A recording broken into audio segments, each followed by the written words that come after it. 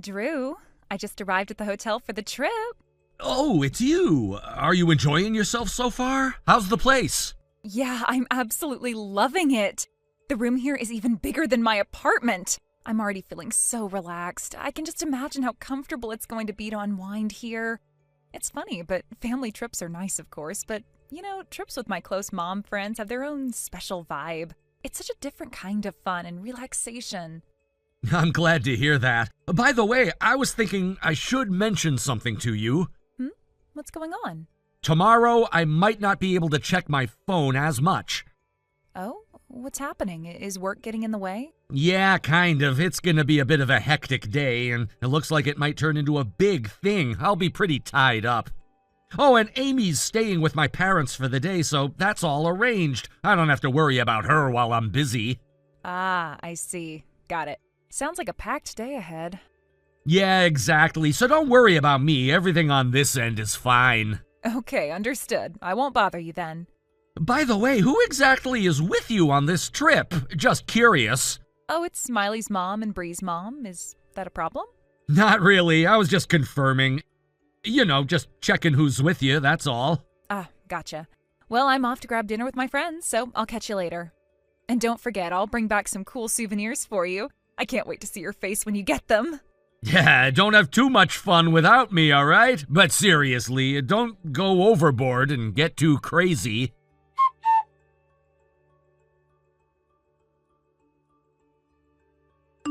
Drew, I'm home. I just got to the station. Welcome back!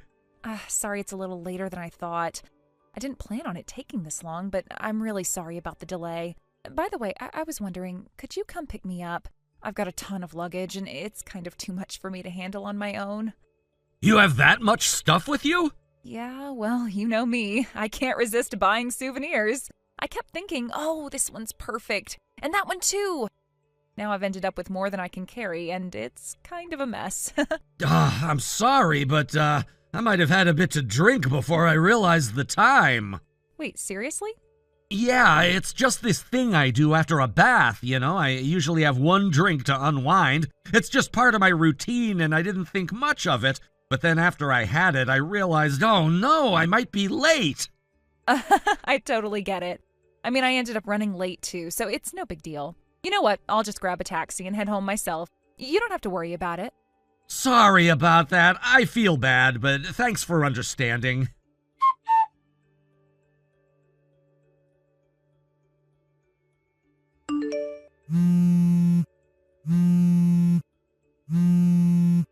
Hey, Drew.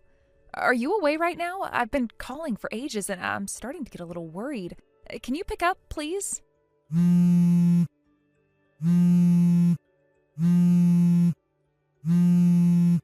I can't hear the phone ringing from inside the house. Did you put it on silent or set it to vibrate? Is that what's going on right now? I'm starting to wonder if you're just ignoring me. Oh, wait, did you get here? Yeah, I'm here now, but the key, well, it's not fitting into the lock properly. I don't get it. What's going on? Do you think maybe my key's broken or something? It's just stuck. Wait, hold on. I didn't mention this to you, did I? I actually moved yesterday. What? Wait, hold on. You moved? Why didn't you tell me? What do you mean you moved? You remember when I told you about the chaotic big move the day before yesterday? That's what it was. I really didn't get the chance to tell you the full details, but yeah, I moved. Wait. Didn't you tell me you had work to do? You were busy, right? I mean, moving itself is like a full-time job. It's a lot of work. I did mention it in passing, but I guess I didn't go into specifics. I figured you'd understand. Hold on, stop right there. How could you forget to tell me something this huge? How could you not mention it? This is massive, and you just didn't think to mention it?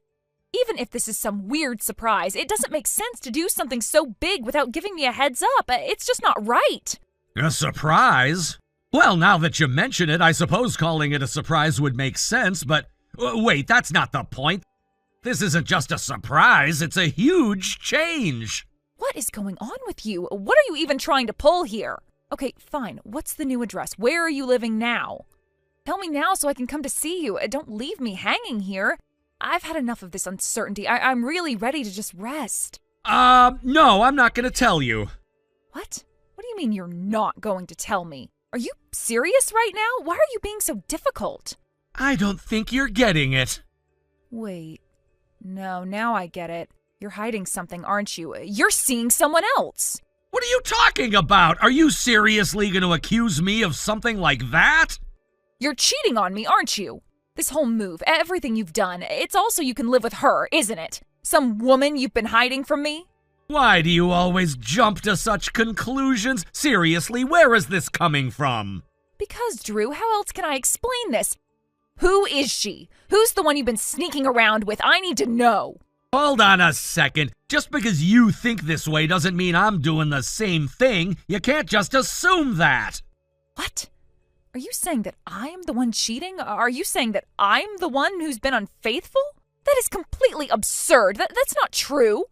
Ah, I get it now. So this isn't about cheating, it's an affair? What? Yeah, it's not technically cheating, but it's an affair, isn't it? If someone who's married goes and has a relationship with someone else, it's called an affair. I'm just saying that's a much more fitting term for what's been going on. Wait. Hold on. What are you even talking about? Actually, this trip you went on, it's literally a textbook example of what an affair looks like. You can't even pretend that wasn't what it was. What? A 2-night, 3-day trip, huh? Was that fun? It must have been quite an exciting time for you, right? So much fun while I was left in the dark. Hold on, wait, you've got to be kidding me. Oh, wait, I know. I hate it when I speak vaguely, don't I? Fine, I'll be clear this time. Let's stop playing games. Listen, you've been seeing someone else. Bry's father. That's right, Eleanor's husband. You didn't think I knew? This whole trip was timed perfectly for when Eleanor was going to visit her parents, wasn't it? And you brought Miley along, who's also been having an affair with her boss. What a nice little double affair trip you two planned. What the hell? Who told you these things?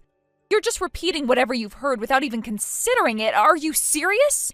Don't just believe whatever nonsense gets thrown at you. This is a huge deal, and you're just jumping to conclusions like this? You don't get to move out because of this. You are messing with my life, Drew. How could you do this to me? You're divorcing me, but you better believe I'll be getting alimony from you, and I am not backing down. No splitting up assets, nothing. I am keeping what's mine. Amy's custody? That's mine, and you can't take that away from me. And don't even think about avoiding child support because I'll be getting it from you. You think this is gonna be easy, don't ya? Well, it's too late for your apologies. Don't even bother trying now. What the hell is this? Is this some kind of joke? This is a picture Eleanor sent me. It's a photo she provided as proof. Wait, hold on. This can't be real. This photo shows Lenore's husband bringing you into his house. I know because it's the exact same spot I saw you two together. How do you even have this? Well, there's a pet surveillance camera in the living room. She didn't even tell her husband about it. And guess what? It caught you both on camera without him realizing. And there's more footage where that came from. I don't think you want to see it. Trust me, it's a lot worse. What are you doing with Bree's mom? Why would she even do something like this? Eleanor knew about her husband's affair already. She didn't sit around feeling sorry for herself. She started investigating everything, and she knew about both of you. She found out the truth, Skylar. Wait, you're telling me this whole time she knew? I thought we were fine when we spoke at the kindergarten drop-off. There was nothing strange about our conversation. Yeah, well, I didn't notice anything either. But once I started looking deeper, the truth came out. Hold on. I found out about your affair 2 months ago, and I knew about your little getaway a month ago. During that time, I was getting everything ready to move out. Just so you know, I've already told my work about this. I've been straight with them, so whatever happens from here on, you're not going to be able to keep things the same. You'll be kicked out of here. Wait, so you've been planning this all along, and you didn't even tell me? No, that's on you. You called it a mom's trip, didn't you? You invited your mom friends, but the truth is it was an affair trip. It was a cover-up for what was really going on. So you think this is just going to be swept under the rug? No, not a chance. After everything that's happened, living together is impossible now. This is it, Skylar. We're done. But we have been living together for the past 2 months. You couldn't have been okay with that. You have no idea how painful those 2 months were for me. And don't even get me started on that apartment. Your dad hates that place. He made it clear to me. And even though the lease is in my name, I'm the one who's leaving. Wait a second. I just realized. This whole thing with the key? Yeah, I changed the locks without telling your dad, so what? It's your dad's fault for not keeping track of things. What? I've already talked to your parents, Skylar. They know everything and they're backing me up. They know I'm moving out and they've approved of it. They're on my side. What? Why would they agree to this? When I told them about your affair, they were devastated. They even apologized to me. Now they're supporting everything I'm doing. But this doesn't make sense. As for the move, I didn't hide anything. I just told them I was leaving while you were away. The idea to change the locks was your dad's. He wanted to make sure you couldn't just waltz back in here without facing what you've done. What? Why would he go that far? It's simple. He didn't want you to come back and pretend nothing happened. He thought it would be better to send you back to your parents' house to confront what you've done. What? So the apartment's canceled, and guess what? Your stuff is already at your parents' house. Your dad moved it all yesterday. Wait, you moved my stuff out without even telling me? You want me to go to my parents' house right now? You want me to deal with them after everything that's happened? Yeah, that's the plan. Enjoy the reception you get when you walk in. What? Your parents are so mad right now they want to explode. But they know I need to do this, so they're letting you stay there. No, you've got to be kidding me. Depending on how you act when you get there, who knows what'll happen. But right now, it's just about surviving it. Wait, you can't be serious. By the way, your parents should be walking up the stairs to your apartment right now. What? I just got a message from them saying they're coming up now. Wait, what? The only way to get into the building is up those stairs, so you can't get away. You might as well sit tight and wait for them. Wait a second. How is the timing so perfect? Because I contacted them. Oh, and just so you know, Lenore's husband has already agreed to the divorce. Miley's mom is on the same path, too. But I guess you've got more pressing matters, like dealing with your parents. I don't think you have time for messages anymore, do you? From now on, everything will be handled by lawyers. Goodbye, Skylar.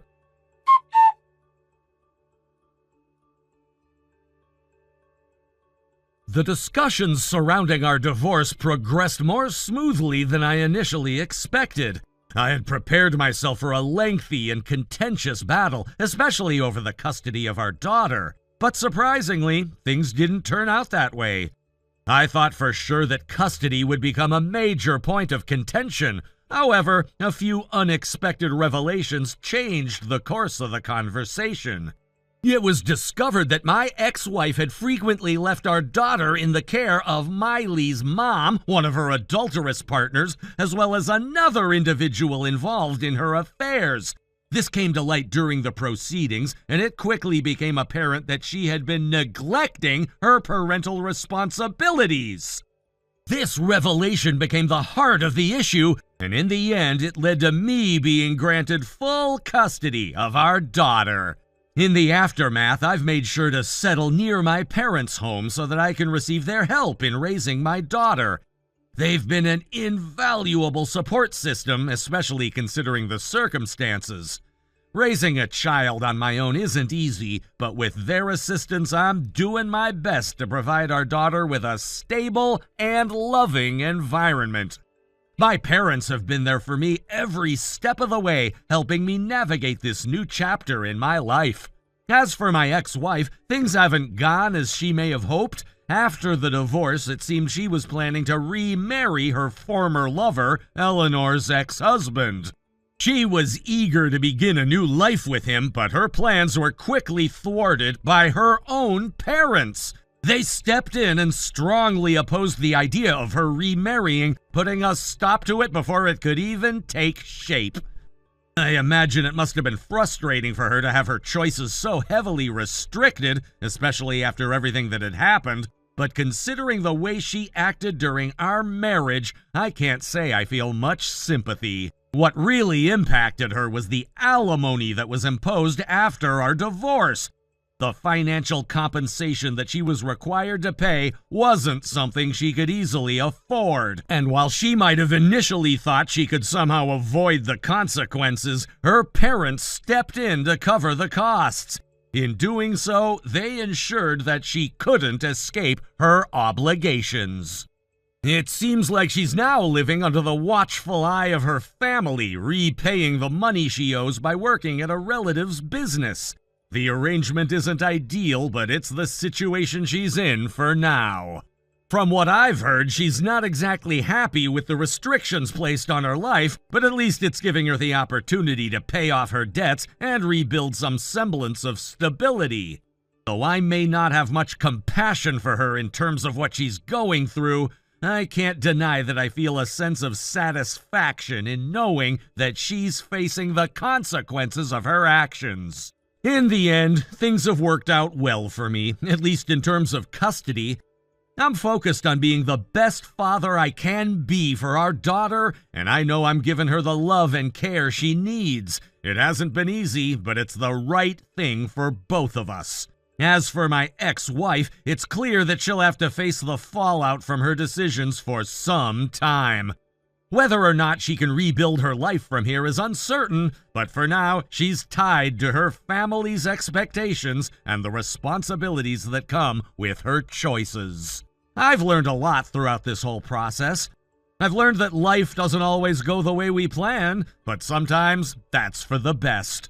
While the divorce wasn't something I ever wanted, I now see that it was necessary for both my well-being and my daughter's.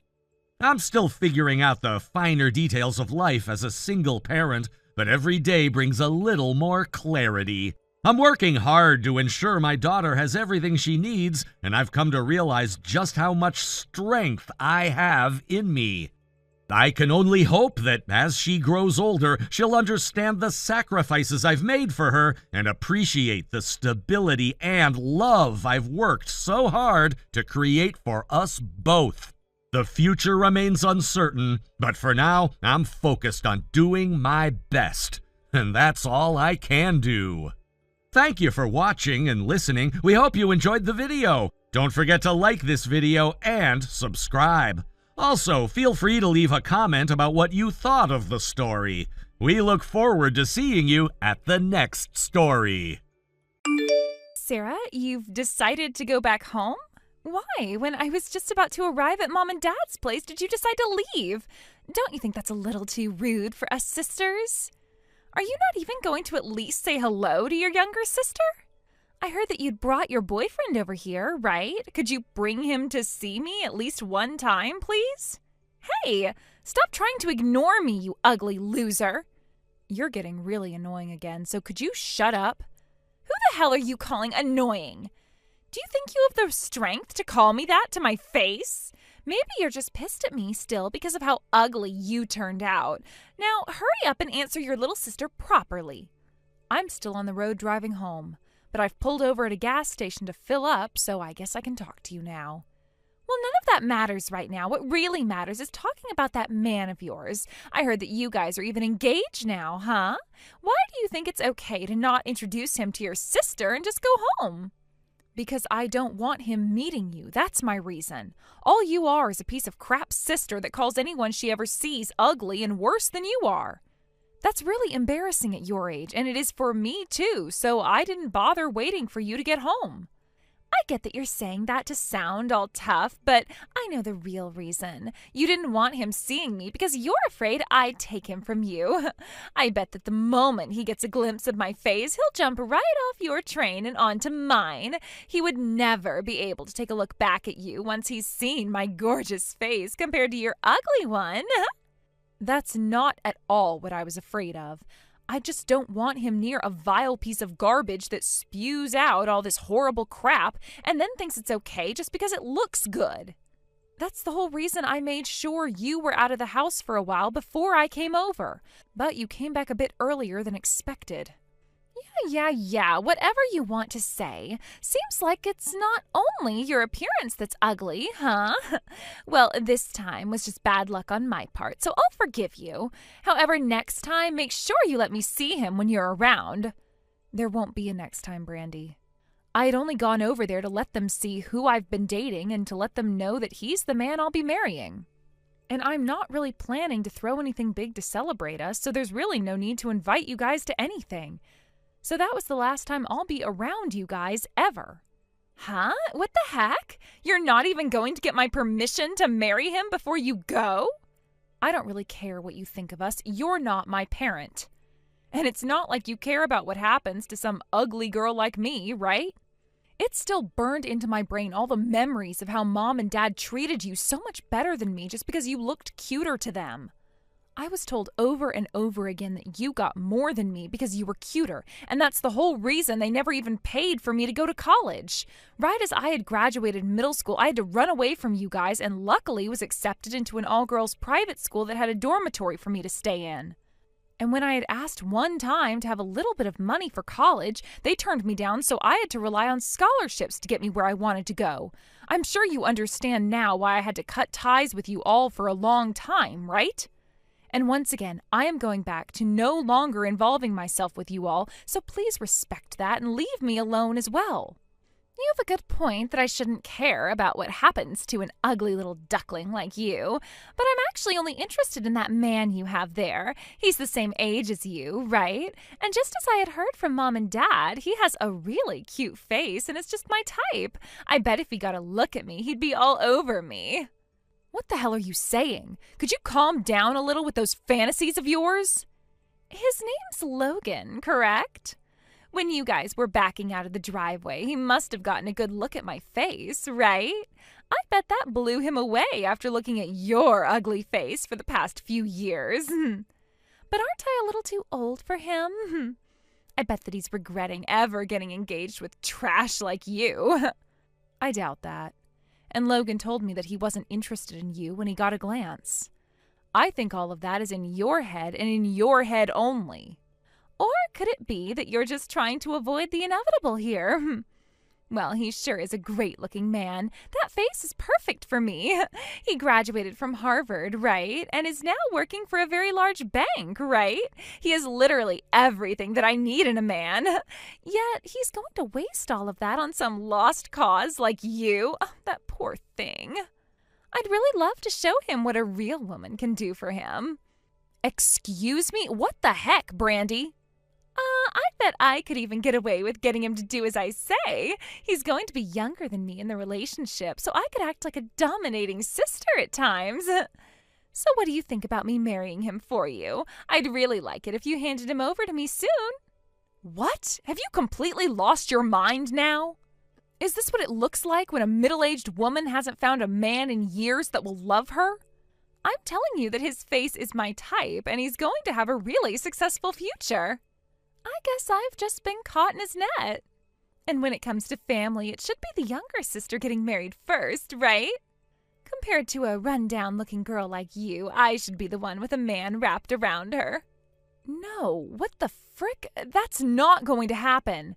I hate to have to bring this up, but didn't you only graduate from high school and with awful grades at that? You even had to retake a year, and when looking for work, you went through 3 different jobs before you finally gave up. And you're 9 years younger than I am, making you close to 25 right now. I doubt that you'd ever be able to make conversation with a man like him. Huh? My past education and my job experience have nothing to do with love. My job as a wife is to take care of the house and the family. And I'll use my lovely body and face to make him feel like a king every time he gets home from work.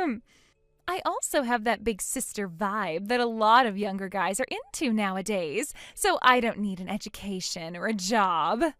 You'll do the chores and raise a family. You will? All I've seen from you is staying in your room and laying around all day while Mom and Dad still care for you. Mom has to do all the chores for you, and Dad has to still give you an allowance. You think that once you get married, you'll just stand up and do a 180? That'll never happen. You just keep on running your mouth, don't you? I've had enough of this, so just listen to what I'm saying. I'm going to be taking your man, so now hand him over. And then take yourself out to find someone that's a little less attractive and a bit more of a shut-in. I have no idea why you think you can talk to me like this still. I knew for a long time that you had something wrong with you, but I'm starting to wonder if you're even human. You're so freaking weird that I can barely even begin to think of any comebacks with you.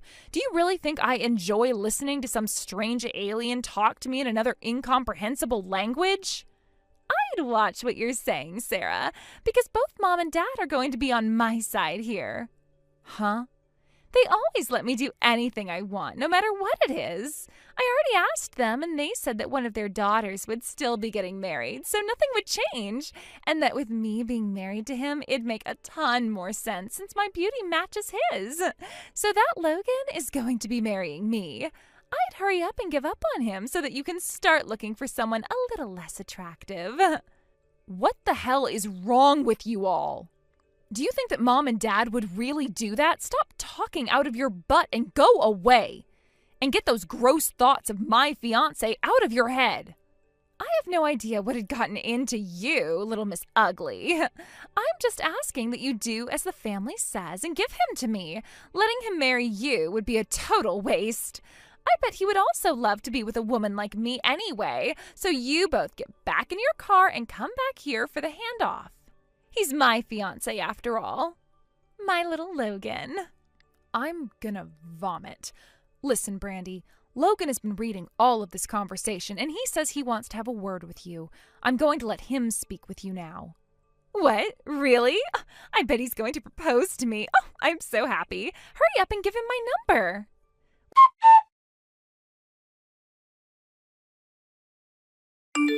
Nice to meet you. I'm glad to be able to marry your younger sister, Sarah, and my name is Logan Bohr. Well, nice to meet you as well. We just got to meet only a little while ago, huh? I'm Sarah's younger sister, Brandy, and I look forward to marrying you. Well, my fiancée is Sarah. You have no relation to me besides being my fiancé's sister, so please stop what you're doing. You don't have to hide your feelings for me anymore.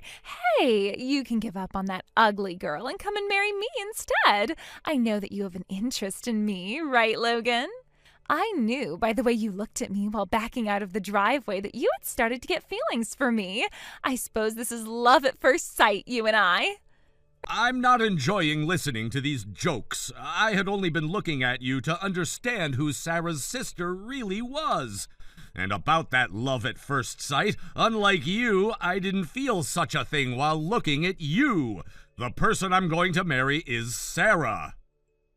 Are you really all right marrying someone as ugly as her? You don't have to keep our love for each other a secret anymore.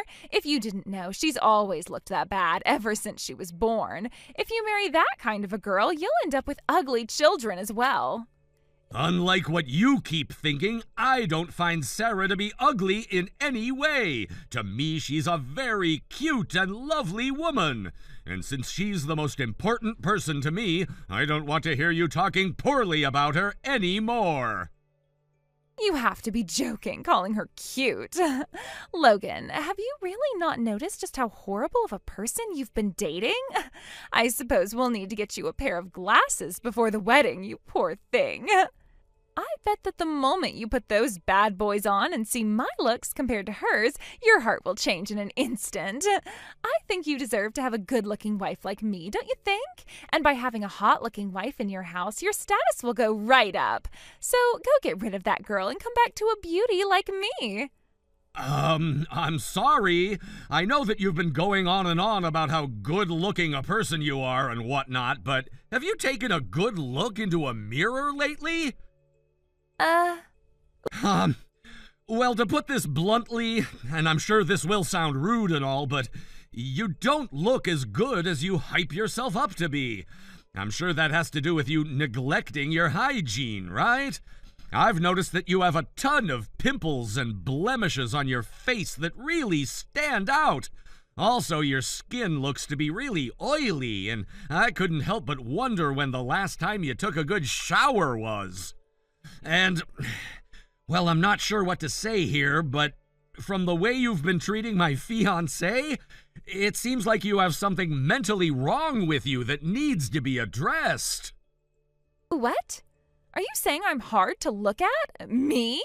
That could never be. How rude of you to say something like that to me. I told you I would be blunt. I never meant for any of that to be mean towards you, but since you keep making fun of my fiancé, I had no other choice than to state some very obvious facts about you. Honestly, I'm angry with you, so I had no choice but to tell you off like this.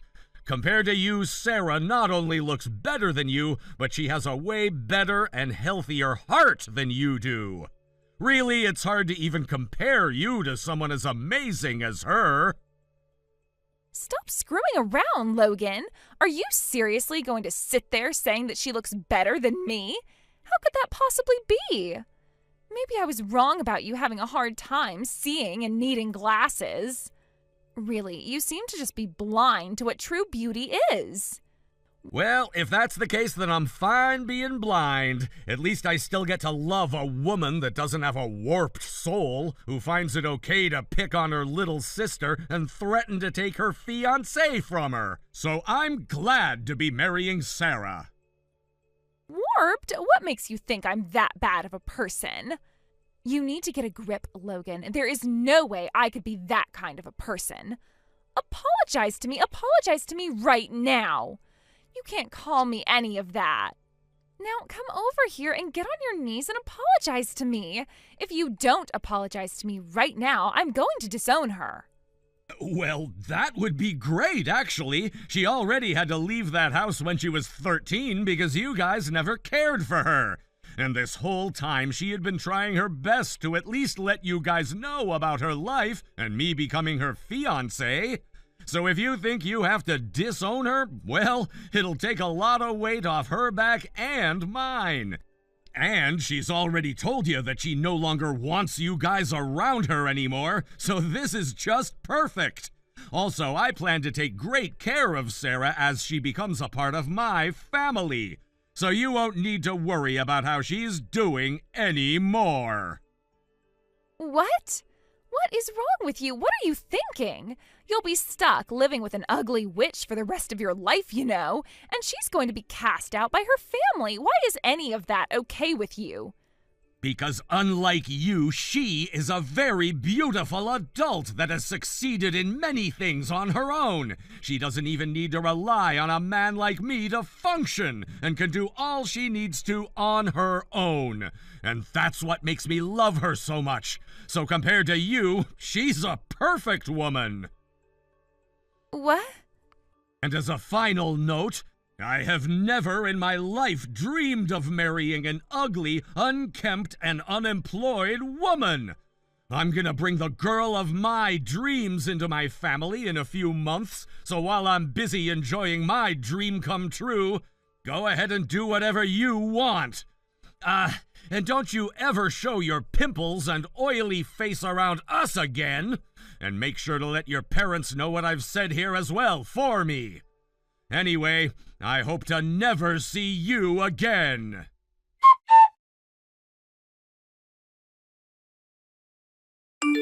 After I finished the conversation with my younger sister, I made a decisive decision to block her from my life. I was done with the toxicity she had brought into my world, and I realized that cutting ties with her was the best choice for my own peace of mind. The conversation had been a long time coming, and when it finally happened, I felt a mix of relief and empowerment. But what really struck me during that time was Logan's reaction to the whole situation. He had been calm and composed, but his words to my sister showed just how deeply he cared for me. His protective instincts were clear, and I felt a warm rush inside knowing that he was on my side, standing up for me in ways that I had longed for but never thought I would receive. It wasn't just what he said that impressed me, but how he said it. He was firm but never raised his voice, yet every word he spoke hit like a ton of bricks. I think my sister had never been talked to like that before in her life. She was used to getting away with things, to manipulating others into giving her what she wanted, but this time Logan was different. He didn't let her get away with her behavior, and I think that was the wake-up call she desperately needed. I could see the shock in her eyes as he called her out on her actions, and for the first time, I think she finally realized that not everyone would tolerate her entitled behavior. But it wasn't just my sister who received Logan's wrath. He didn't stop at just confronting her. He also spoke directly to her parents. The way he addressed them, telling them how they had enabled her behavior for so long, really opened their eyes. My parents had always been blinded by their love for their daughter, and it took someone like Logan to pull back the veil and show them the ugly truth. For so many years, they had been in denial, making excuses for her, believing that she was simply misunderstood or that her actions could be excused by her youth or circumstances.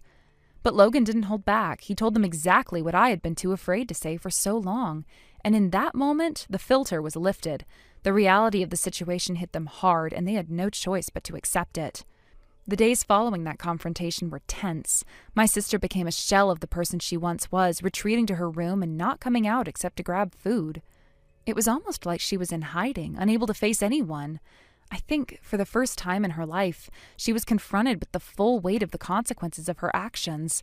No longer could she rely on her parents to shield her from the truth, and she was forced to reckon with the person she had become. Her parents, too, had changed. They began to treat her differently, no longer tolerating her entitled attitude. I had always felt that they had coddled her, that they had never held her accountable for her actions. But now it seemed like they were finally seeing her for who she really was. They stopped giving her special treatment, and instead, they started to tell her what they always should have. They told her that she needed to get a life, that she wasn't going to be handed everything just because she was their daughter. Day after day, they would tell her she was a failure, that she wasn't living up to her potential, and that she was going to have to face the real world with no help from them anymore. I think that deep down, my sister had always known she wasn't the person her parents thought she was. The entitlement, the spoiled behavior, it was all a defense mechanism. She had never been forced to confront the truth about herself, and now that she was, she didn't know how to handle it. It's hard to change when you've been given everything for so long and never had to work for anything. Eventually, Brandy reached her breaking point. After hearing her parents tell her that she was worthless and a failure every single day, she snapped. She told them that she was beautiful, that she didn't need anyone's validation, and that she would show everyone how amazing she truly was. With that, she decided to leave home and try to find a modeling job, convinced that her looks alone would be enough to open doors for her. Unfortunately for Brandy, the world didn't work the way she expected. She visited agency after agency, but each one turned her away. Her looks alone couldn't make up for her lack of self-awareness, her poor attitude, and the arrogance she carried with her. I'm sure when she walked into those agencies, the people behind the desks must have been amused by her confidence. But I can imagine they saw through the facade. It wasn't just the fact that she didn't take care of her health that made her unattractive to others. It was the bitterness and insecurity that radiated from her every time she spoke. Her rotten heart and inability to accept criticism or rejection only made her even more unappealing. It didn't take long for Brandy to realize that her dream of becoming a successful model was never going to happen. After being turned away from every agency, she had nowhere else to turn but back to her parents. But this time, things were different. When she returned to their house, they told her she was no longer welcome. They had finally reached the end of their patience, and they made it clear that they would no longer support her. They told her that she had to face the consequences of her actions and that it was time for her to figure things out on her own. With nowhere else to go, Brandy was forced to leave her parents' home and live on the streets. It was a sobering experience for her, and although I don't take any pleasure in seeing her suffer, I couldn't help but feel that it was something she needed to experience. It was the harsh reality she had been avoiding for so long. For the first time, she had to face the world without the safety net of her parents. Sierra, are you visiting your family again? I've lost count of how many times you've chosen your parents over your responsibilities as Brad's wife. You didn't visit us for Christmas last year, nor for Easter or the 4th of July before that. When exactly do you plan to come here? It's been years since you married Brad, and you haven't visited even once, not even once. What are you thinking? Do you even realize what your responsibilities are as my oldest son's wife? Hello, Natasha. I've mentioned this several times before, but let me reiterate. I only meet you on special occasions, weddings, funerals, and similar events. As far as I know, there haven't been any recent occasions that would necessitate my attendance. So no, I haven't had a reason to visit you guys yet for a while now. That's ridiculous! Just because Brad is stationed overseas doesn't mean you can completely neglect his family. Do you realize how selfish this makes you look? As my oldest son's wife, it is your duty to dedicate yourself to his family, especially his parents. This isn't about what you want, it's about tradition and respect. Are you forgetting why I stopped coming around in the first place? When Brad and I first got married, you immediately started criticizing me. You treated me as if I was some kind of project you could mold into your ideal version of a daughter-in-law. Brad had to step in and tell you to stop, right? Criticizing you? When have I ever done that? I was only trying to teach you the proper conduct of my oldest son's wife is all. Then let me ask you, what exactly does your version of proper conduct entail? Oh my, you mean you still don't know? Fine, since you seem so clueless, I'll explain it again, step by step. 1. An eldest son's wife must never disobey her mother-in-law. 2. An eldest son's wife must wholeheartedly dedicate herself to her husband's family. 3. An eldest son's wife must quit her job and focus entirely on her household. 4. An eldest son's wife must give birth to a male heir and cannot stop having children until she does. 5. An eldest son's wife must live with her in-laws and take care of them with genuine affection. 6. An eldest son's wife must take on all household chores after moving in. 7. An eldest son's wife must sever ties with her birth family and treat her husband's parents as her own. Now, does that clear things up for you? Those 7 points, they're not just unrealistic, they're impossible for me to follow. Excuse me? I'm someone who believes in voicing my opinions. Even if it's with my in-laws, I'll discuss differences of opinion thoroughly. If I see something wrong, I won't hesitate to address it. As for living together, Brad himself said it wouldn't happen. And regarding your retirement plans, Brad told me that you and his father have already decided to handle things independently. It's just something Brad said on his own. The traditional way is for the eldest son's wife to handle these responsibilities. I've been trying to convince Brad to understand that this is how things should be. Tradition or not, the idea that I must quit my job and cut ties with my family just because I married Brad is completely unreasonable. I love my career and I plan to continue working. And I'll visit my family whenever I feel like it. That won't change. You can't just dismiss tradition like that. And about your insistence on having a male heir, you're aware, I assume, that the baby's gender is determined by the father's chromosomes, correct? It's not something I can control. Also, gender selection isn't something amateurs should even consider. It's unrealistic and, frankly, absurd. Sierra, what kind of nonsense are you spouting? If you think you can silence me with these flimsy excuses, you're sorely mistaken. If you consider this nonsense, then what you're saying is nothing short of absurd. Excuse me? It's this unrealistic attitude of yours that makes what you're doing feel like in-law harassment. Harassment? Oh, don't be ridiculous. This isn't harassment, it's guidance. I'm doing my best to help you because you clearly don't understand what it means to be a proper daughter-in-law. And yet you have the audacity to reject my kindness, Sierra? Kindness, you say? Yes, kindness. You don't see how much effort I've put into this. It is heartbreaking and infuriating that my sincerity hasn't reached you. You need to understand something. A woman's role is to nurture and protect her household. Quit your job already and focus on your home. I am teaching you this because it's my duty as your senior. Every family is different, Natasha.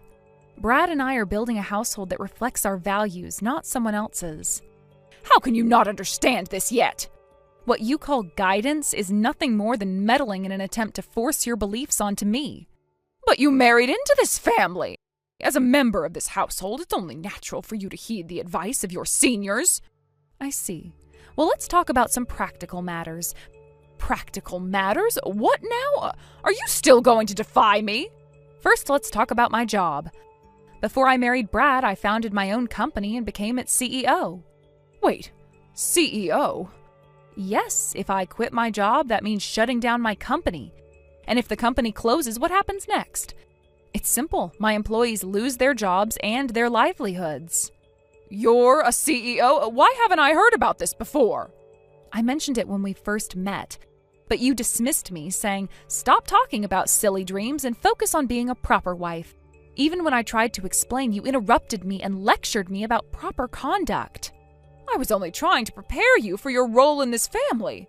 Brad was so frustrated by your behavior that he told me you don't have to deal with my mother. Brad said that? In fact, he even suggested I block your contact information. But considering his overseas assignment, I kept the lines of communication open. Now, back to the point, do you still think I should quit my job?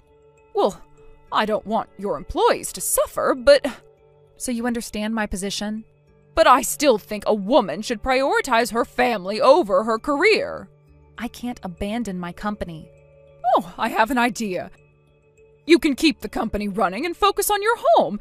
What's your suggestion? Hand over your CEO position to Brad. Excuse me? If Brad takes over your role, you can finally focus on being a proper wife. That's not how it works. Our fields are entirely different. Brad is a quick learner. He can do it. Let's give it 2 months, train him, step down, and move in with us. This isn't realistic. Trust me, Brad can handle it. Natasha, do you hear yourself right now? Of course. Now let me call Brad and arrange his return. There's no need. Brad is here. What? He's right here with me. He has something to say to you. Listen carefully to what he has to say.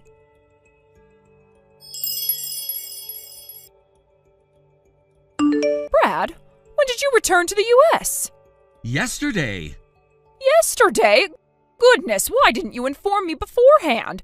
Do you have any idea how shocking it is to find out so suddenly? You could have at least sent me a message. It wasn't planned in advance, Mom. The return was a last-minute decision due to some personnel changes. This time it's just a temporary trip for meetings at the head office.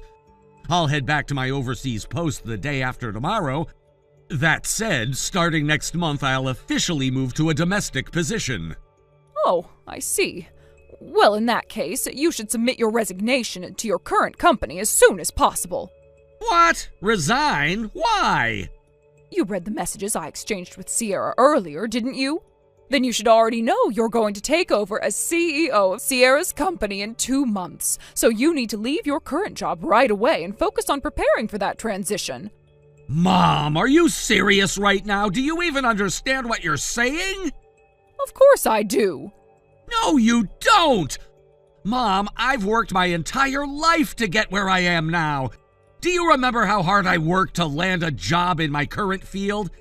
It's not just a job to me. It's something I've been passionate about for years. And now you're telling me to quit without any regard for what this job means to me? But Brad, think about it. You'd be a CEO. That's a once-in-a-lifetime opportunity.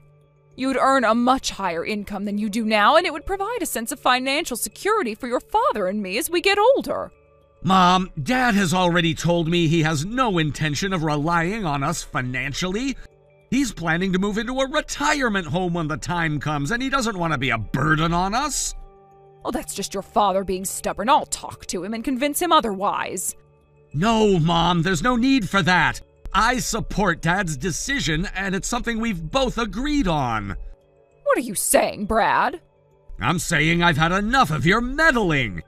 You've been imposing your outdated views on Sierra from the start without ever listening to her side of things. And now you're trying to involve me in your absurd plan to take over her company? It's beyond unreasonable.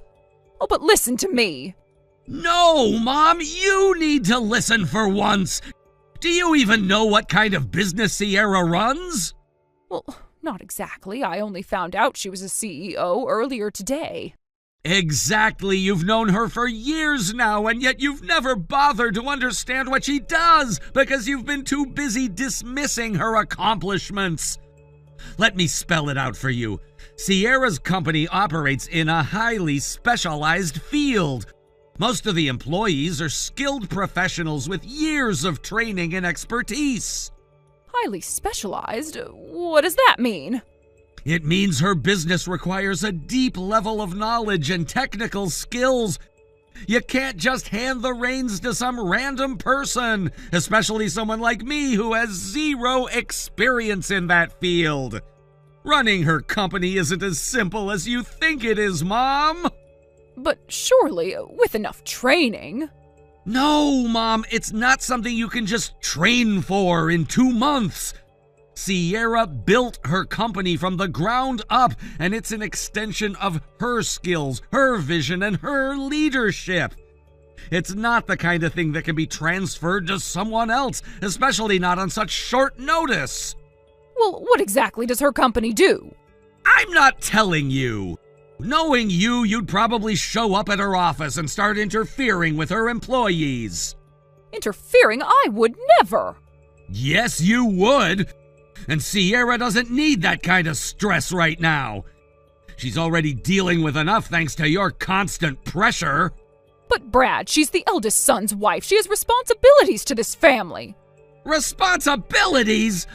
Mom, Sierra has gone above and beyond to show you respect, even when you didn't deserve it. She's tolerated your demands and tried to maintain a polite relationship with you, but you've done nothing but criticize her and push her into a mold that doesn't fit who she is. I was only trying to teach her the proper role of a daughter-in-law. No, you weren't. You were trying to control her. And guess what? Sierra isn't the kind of person who'll let herself be controlled. She's strong, independent, and capable. That's why I married her, and that's why she's decided to block your number from now on. Block my number? What are you talking about? The only reason Sierra hadn't blocked you before was because she didn't want to make it difficult for me to stay in touch with you while I was overseas. But now that I'm back, there's no need for her to put up with your nonsense anymore. You can't be serious. She is completely disregarding her role as the eldest son's wife. I won't allow this. Mom, stop. You don't get to allow or disallow anything. Sierra isn't a servant, and she's not obligated to follow your outdated ideas of what a daughter-in-law should be. But, Brad... No, I've had enough. Until you take responsibility for your actions and realize how much hurt you've caused, I'm not coming home either. Brad, don't be ridiculous. This isn't ridiculous, Mom. It's the result of your behavior. From now on, if you want to contact us, you'll have to go through Dad. That's the only way I'll consider maintaining any sort of relationship with you. You're being unreasonable. Unreasonable? No, Mom! Unreasonable is trying to ruin someone else's career and marriage because you can't let go of your outdated expectations. I hope you think long and hard about everything I've said. Goodbye. Brad, no, wait. Please don't block me. Brad!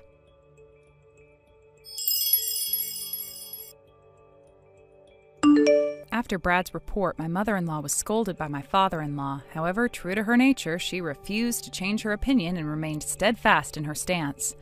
The truth was, there had been a long-standing disagreement between them regarding how they would handle their retirement years. Their visions for the future had never aligned, and this clash had been brewing for quite some time. It wasn't just a matter of minor differences, it was a deep-seated issue that had caused tension for years. But what happened next, however, was the turning point that neither of them had expected. In the heat of the moment, after a particularly heated argument, my mother-in-law decided to take a drastic step. She had been feeling increasingly unsupported and frustrated, and in a fit of anger, she pulled out a signed divorce form that had been prepared in secret. It was a last-ditch attempt to exert control over the situation, hoping that my father-in-law would change his ways if he were faced with the consequences of a divorce. However, her plan backfired. Instead of begging her to reconsider, my father-in-law took the opportunity to free himself from the years of stress and strife that had defined their relationship. The very next day, he took the signed form to the local government office and submitted it. My mother-in-law, who had been expecting a more dramatic confrontation, was left utterly stunned. What she had intended as a threat had quickly become an irreversible reality. There was no turning back now. She realized that her impulsive decision had effectively ended her marriage, and she was left with nothing but regret. It was a harsh wake-up call for her, and one that she wasn't prepared for. As soon as the divorce was official, the reality of the situation sank in. My mother-in-law had to leave the house where she had lived for so long, no longer able to stay in her marital home. She began scrambling for somewhere to go. It didn't take long for her to decide that her only option was to move in with us, my husband Brad and me. Without consulting us first, she sent over a shipment of her belongings, as though we had already agreed to take her in. This move, while bold, was also incredibly presumptuous. We were caught completely off guard by the unexpected arrival of her possessions. Brad and I stood there in shock as the delivery truck unloaded boxes of her things on our doorstep. There had been no warning, no prior discussion. She simply assumed that we would accommodate her without considering how this would affect our lives. We had our own routine, our own space, and the idea of suddenly opening our home to her felt overwhelming. Brad, ever the problem solver, wasted no time in addressing the situation. Instead of confronting his mother directly, he reached out to her older brother, the only remaining relative who might be able to offer any assistance. Brad explained the situation, outlining the difficulties of housing his mother and the implications for our family. His uncle, who had been dealing with his sister's behavior for years, wasn't particularly surprised by her actions. He was familiar with her stubbornness and understood the challenges she presented. However, he agreed to help. Brad arranged for the shipment of my mother-in-law's belongings to be redirected to her brother's house. The items were rerouted and the situation was resolved without much drama. But just as we thought the matter was settled, my mother-in-law arrived at our doorstep completely unannounced. It was as if she expected us to simply accept her into our home without any discussion. Brad, who had prepared himself for this possibility, calmly and firmly explained the situation to his mother. He told her that we were not in a position to take her in and that her belongings had already been sent to her brother's home. My mother-in-law was taken aback by this response. She'd clearly expected a warm welcome, but instead she found herself being turned away. It wasn't the outcome she had hoped for, and she was visibly upset. To avoid further conflict, Brad's uncle came over to personally escort my mother-in-law back to his home. It was a somewhat awkward and uncomfortable moment, but ultimately it was the best solution for everyone involved. We didn't want to completely shut her out, but we also needed to establish boundaries and protect our own family life. Now my mother-in-law lives at her brother's home, which has already passed into the hands of the next generation. The home is no longer truly hers. It now belongs to her nephew, and she occupies a small, isolated corner of the house. Her once commanding presence has diminished, and she now lives in a much more modest and humble situation. It's a far cry from the life that she once had, and I'm sure it's difficult for her to adjust to this new reality. Brad's uncle has said that she spends most of her time quietly, keeping to herself. She doesn't want to draw attention to her situation, and she seems to avoid conflict at all costs. But there's no denying that her life has dramatically changed. The woman who once ruled her household with an iron fist is now living on the fringes of her family, no longer the center of attention. It's a humbling experience, and I can't help but feel a sense of justice in how things have turned out. For years, my mother-in-law had been the source of much of the tension in our family. Her refusal to compromise and her ability to manipulate situations for her own benefit created many problems, especially with my father-in-law.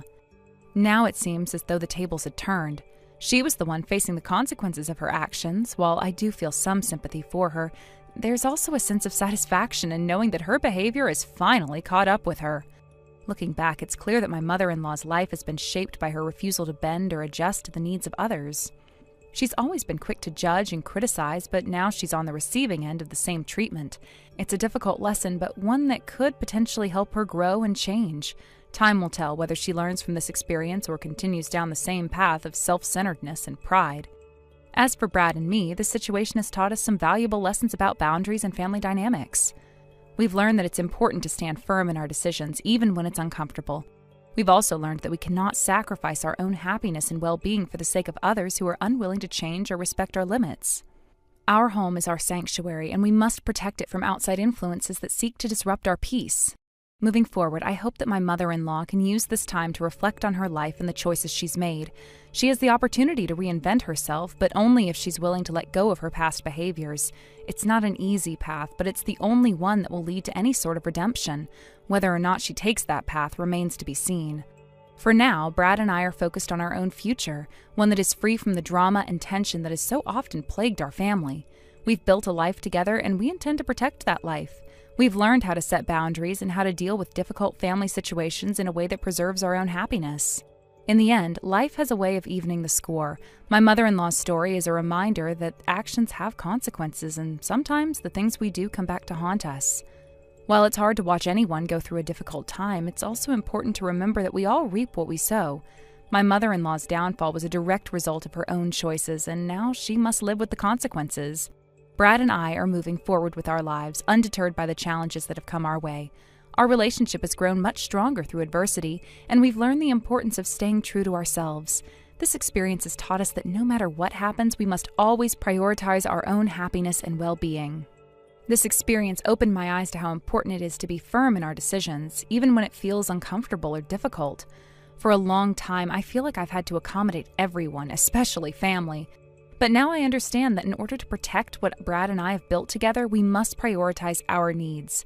After all, we're the ones living our lives, and we can't let anyone disrupt the happiness we've worked so hard to achieve. As for my mother-in-law, I can't say I feel much sympathy for her anymore. Yes, I acknowledge that she's going through a difficult time, but her own actions have led her to this point. She spent so many years controlling situations and the people around her that it's no surprise that eventually everything started to unravel. Her world has been turned upside down, and now she must face the consequences of her own behavior.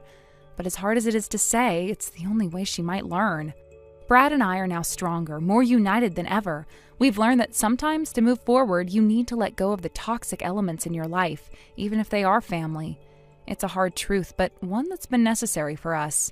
We're no longer afraid of confrontation, and we know that we must protect the life that we've built together. In the end, my mother-in-law's story is a lesson for everyone. Actions have consequences, and sometimes those consequences are inevitable. We can only hope that, in time, she learns to reflect on her past and make better choices for her future. Thank you for watching and listening. We hope you enjoyed the video. Don't forget to like this video and subscribe. Also, feel free to leave a comment about what you thought of the story. We look forward to seeing you at the next story. Hey, Matt, your business trip started today, right? Yeah, that's right. Just like I mentioned this morning, I'll be away for 2 nights and 3 days starting today. I wrapped up my work at the company in the morning and then left right after lunch to catch my flight. Got it. So everything seems like it's on track with no changes in the plan, right? Yep, that's right. No changes so far. Wait a second. What's up with you today? You don't usually ask me about my schedule like this. You're being extra curious today. Well, it's just that I'm also going on a trip starting today, so I figured it would be a good idea for both of us to keep track of each other's plans, just to be on the safe side. Oh, I see now. So you're going on a trip with Miley from Virginia, huh? Yep, that's right. Just like you, it's a 2-night, 3-day trip, and there are no changes in the schedule. Got it. So everything's set for both of us then. But, I feel kind of guilty. I feel like I'm the one just going off to enjoy myself while you're stuck working and staying away for business. Oh, come on, don't feel bad about it. It's not like that at all. Business trips can actually be a bit of a break, believe it or not. Really? I wouldn't think of it as a break. I thought they were all about work. No, really. Once the work part of the trip is done, it's actually quite relaxing. After meetings or whatever business I have to take care of, I get to just chill at the hotel and not worry about anything. In fact, it's probably healthier than sitting at a desk for hours on end, staring at a screen all day. Wow, I never thought about it that way. I always imagined business trips were just exhausting. Trust me, they can be, but there's a certain freedom to it that's hard to explain. It's like I'm out of the office and just getting to reset. It's nice. You should try it sometime. I'll keep that in mind. Anyway, I think it's about time for me to head out and meet Miley now. We've got a few things planned for the day. Oh, I see. Well, I'm also about to head out now, so we're both off to our own trips. Right. Let's both enjoy our time away, even if it's for different reasons. I'll message you again later tonight once I've settled in. It'll be nice to catch up. Sounds good. I'll be looking forward to it. All right, then. Take care on your way and have a safe trip. You too. Don't have too much fun without me, and enjoy the time with Miley.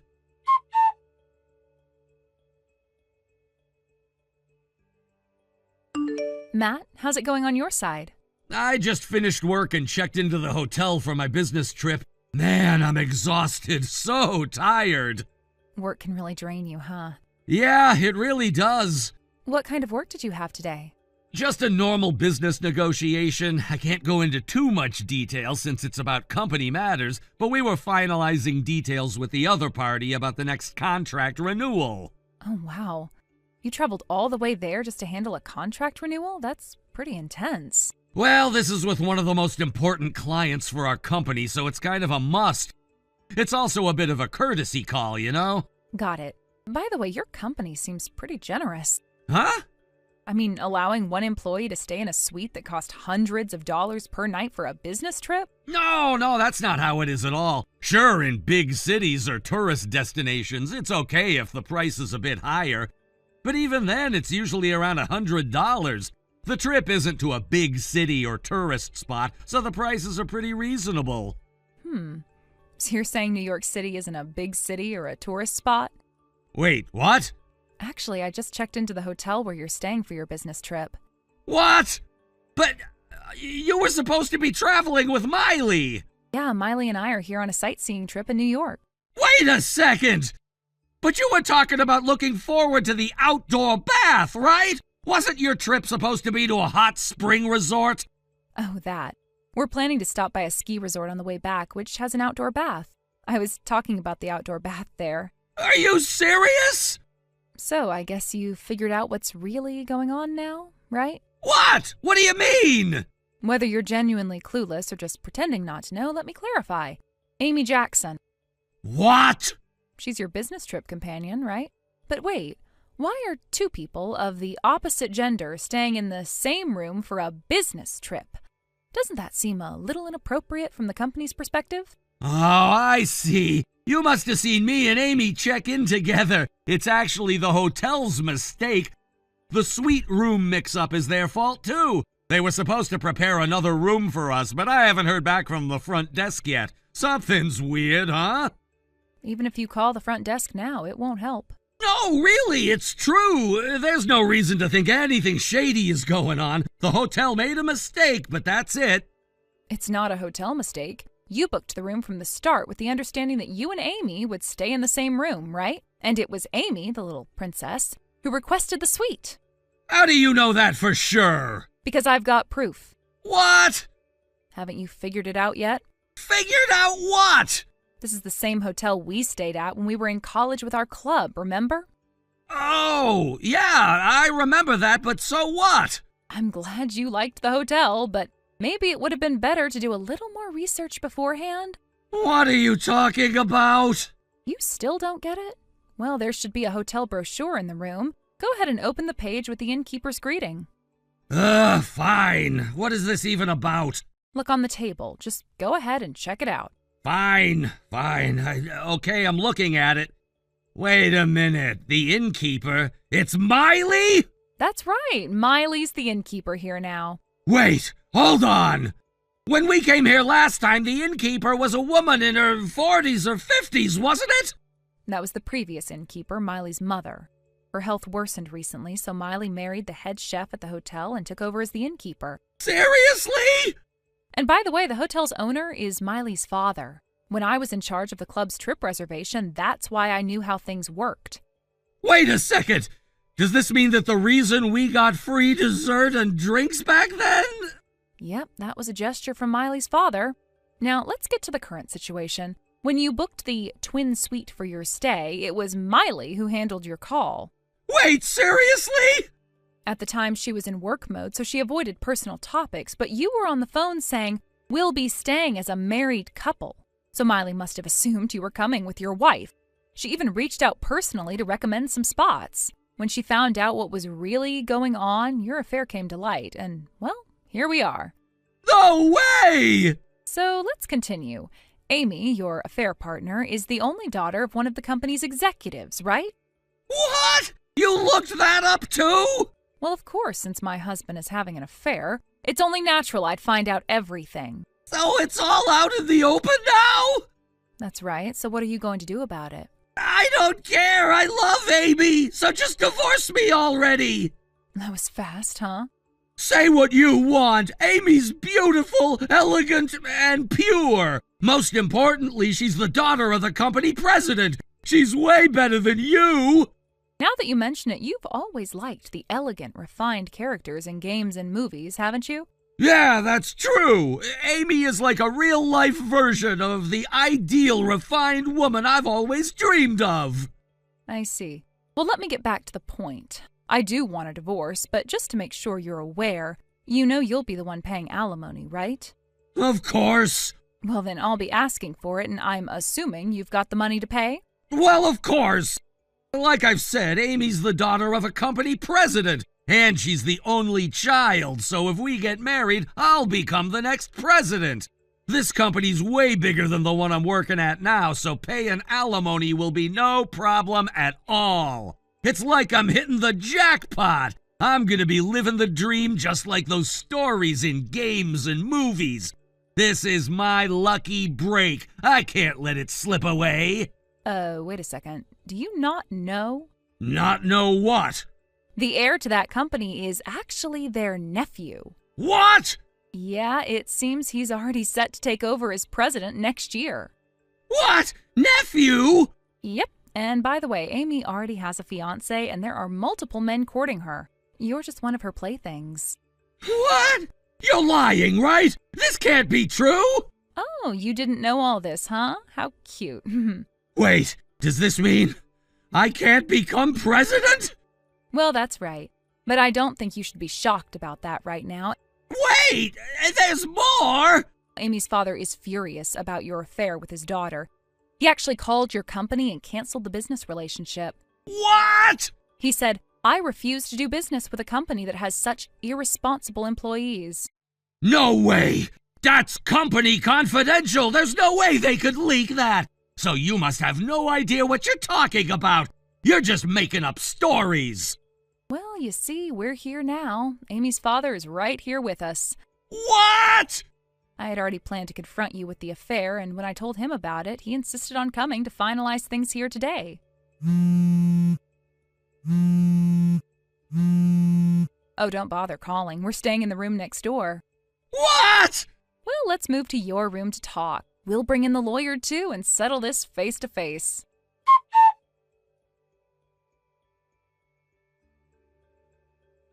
Right after this, we barged into the suite where Matt and Amy were. The door swung open and the atmosphere immediately shifted. It felt almost surreal as we entered the room where the two of them had been, not just living out their own private drama, but making decisions that would affect all of us for the rest of our lives. The scene inside was tense. Matt and Amy were sitting on the couch looking almost stunned, not expecting the confrontation that was coming their way. They had no idea we were coming, but they should have known better. This was the end game, the point of no return. The lawyer who had been with me throughout this ordeal stepped forward, his demeanor cool and professional as always. He was the one leading this entire process, ensuring everything was done legally and properly. He advised me at every stage of this chaos, and now it was time to put everything into motion. Under the lawyer's direction, we were about to settle things right then and there. The divorce papers were placed in front of them. The moment had arrived. There was no going back. Matt's face, already pale from the overwhelming realization of what he had done, grew even paler as the papers were pushed toward him. Amy looked more resigned than surprised, her expression a mixture of shame and inevitability. She knew there was no escape now. The damage was done. Her actions and Matt's had led to this moment. Without wasting any more time, the lawyer instructed both of them to sign the divorce papers immediately. It wasn't a request, it was a demand. There was no room for negotiation or hesitation. They had both made their choices, and now they had to deal with the consequences of those choices. The room was thick with the weight of the situation, but there was no alternative but to comply. After all, this was the only way to legally dissolve the mess they had created. The signing was done quickly, almost in a robotic manner. Neither of them looked at each other as they signed, but their eyes flickered briefly toward one another, a fleeting moment of shared understanding that, for all the passion and connection they had once felt, it was over. The life they had tried to build together, the lies, the betrayal, the broken promises, it all led to this moment, and now there was no turning back.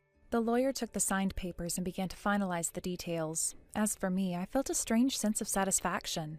This was the culmination of months of emotional turmoil, of uncertainty, and of pain. Finally, it was all coming to an end, but in some ways, it was only the beginning of a new chapter for me. I had been patient through this whole process, waiting for the moment when I could take control of my own future, and now it was time. But Matt wasn't the only one affected by this. His company had been hit hard by the scandal surrounding him. The affair between him and Amy had gone public in a way that was impossible to ignore, and the backlash had been swift and severe. Their biggest business partner, who had been a longtime supporter of the company, was so disgusted by Matt's actions that they severed all ties. The deal they had been working on for months fell apart, and with it, the company lost millions of dollars. It was a massive blow, one that left the entire organization reeling. The company's upper management, not willing to tolerate the scandal, made the decision to cut ties with Matt. The resignation was inevitable. In a way, he had no choice but to leave. His presence had become toxic, and despite his previous position and contributions to the company, there was no recovering from this. The damage was too great. He was asked to resign, and there was no going back. His professional career, much like his personal life, had collapsed. And as the one who had caused all this, Matt had no one but himself to blame. The worst part for him, perhaps, was that there was no dignity in his departure. He was escorted out of the building in disgrace, with whispers and stares following him wherever he went.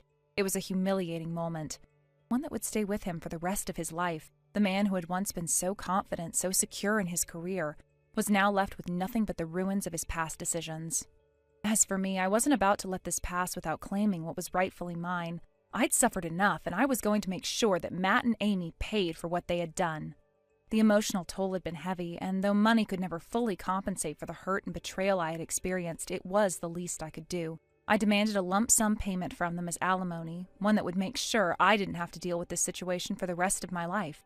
There was no hesitation on my part. I wasn't going to allow them to walk away from this without facing the financial consequences of their actions. I was going to ensure that I was compensated for everything, every moment of pain, every sleepless night, every ounce of emotional energy that had been drained from me. They had taken so much from me, and now it was time for them to pay. I demanded the full amount up front, no installments, no payment plans, just a lump sum. And surprisingly, they agreed. Amy, who had been once so sure of herself, looked defeated as she handed over the payment. Matt, too, seemed resigned to the fact that he had no choice. It wasn't a victory, not in the true sense of the word, but it was justice in some form, and that was enough for me. Looking back, I couldn't help but think that in some ways I had been fortunate.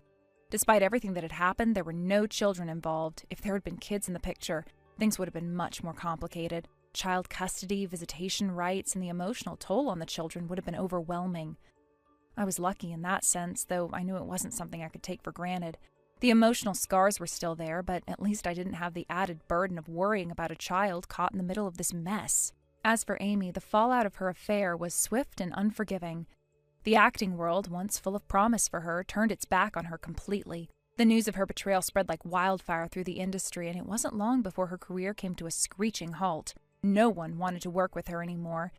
The scandal had ruined her reputation, and she had nowhere to turn. She had once been the promising starlet with a bright future, but now she was nothing more than a cautionary tale. Her engagement to Matt was officially called off.